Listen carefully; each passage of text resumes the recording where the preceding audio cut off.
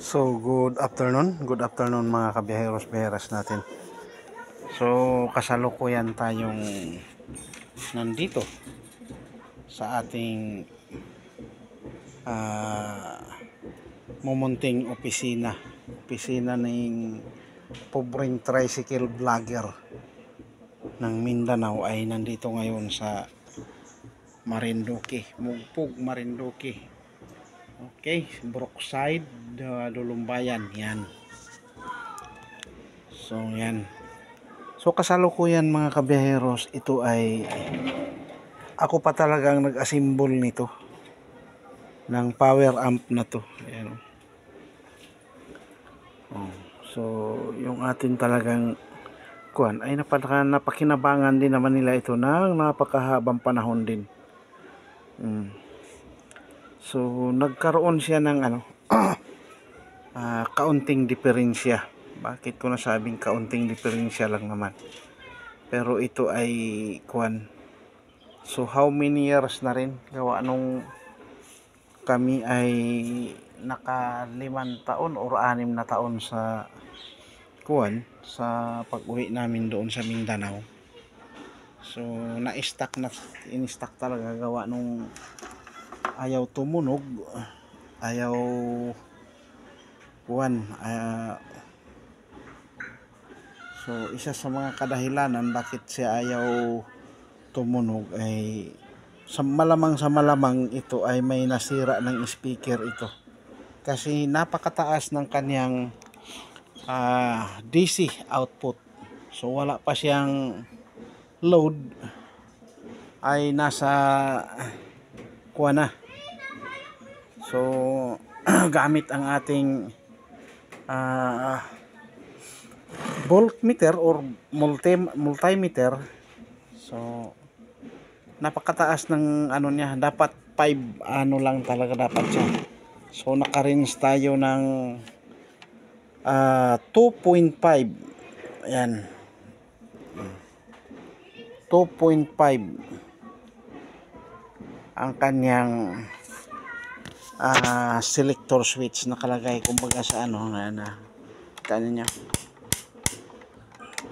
Dapat pag naka 2.5, so ang counting nun nasa dito tayo sa DC volt kasi ang sinusukat natin DC volt.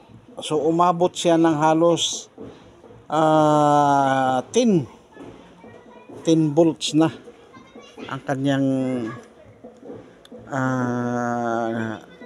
DC output. So delikado na po yun. Hindi na maganda sa isang power amp na magkakaroon siya ng 10 volts kasi pag may load pa yun, nilagyan mo ng so may tendency talaga na maninira yan ng speaker. So sa malamang nito ay may nasira na ito gawa ng ang taas ng kanyang voltage output, no? So dapat yan ay galing sa 0, 0.1, 0.2, 0.3, 0.4, 0.5 lang dapat talaga. So nasa lang yan, dito lang galing dito sa 0, dito lang sa may guhit na yan. So yan yung guhit na yan. So galing sa 0, no? So abnormal ang kanyang DC output. So kaya talagang maninira nga ng speaker. So lamang talaga nakapanira na ito siguro ng speaker. Gawa ng mataas masyado, tumaas. So dapat dito lang talaga sa sa 0.1, 0.2, 0.3, 0.4, 0.5 lang dapat ang kanyang output, DC output, no? So ganun pa man, yun ang ating tinatrabaho ngayon. So kailangan talaga na ito yung una namin binuo noon na sound system ng school ng Kirox. So ako talaga ang assemble din ito, yan yun, no? Pansinin nyo. So lahat yan ay piyesa-piyesang binili natin doon sa Quiapo, Maynila. Tapos binuo natin yan. So ilang araw, ilang days din tayong nagbuo niyan. Pero matagal din na nagamit ng school ng Kirok. So hanggang sa siyempre nawala ako dito, walang nagaintindi rin sa pag-repair. At sigurado naman pag ito'y pina-repair, imbis na ma-repair, lalong masira. Ano yun, tay? Ay, thank you. Tatay, ari bagay napagawa sa labas, hindi? Erang ampling ari? Hindi naman yata ano dahil mataas ang DC, mataas masyado ang DC output niya. Ay, mainit pala talaga. Abaw. Wow. Bagong kulo ito. Thank you, tatay.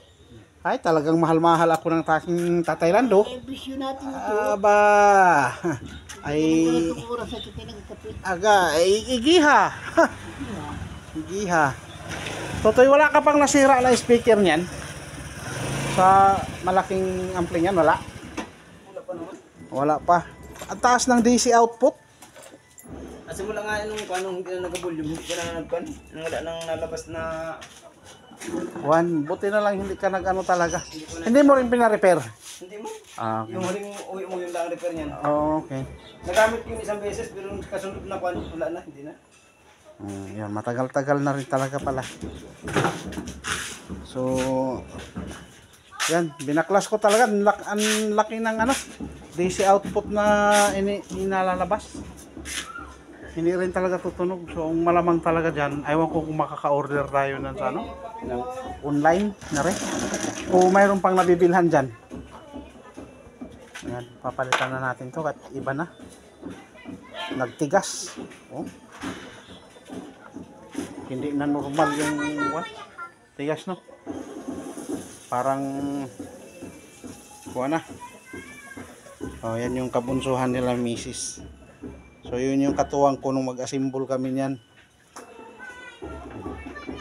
So thank you sa lahat ng mag-like, mag-share, mag-update na lang ako kung anong nangyari dito sa power amp na to. Update ko na lang. Bye bye, God bless, and to God be the glory.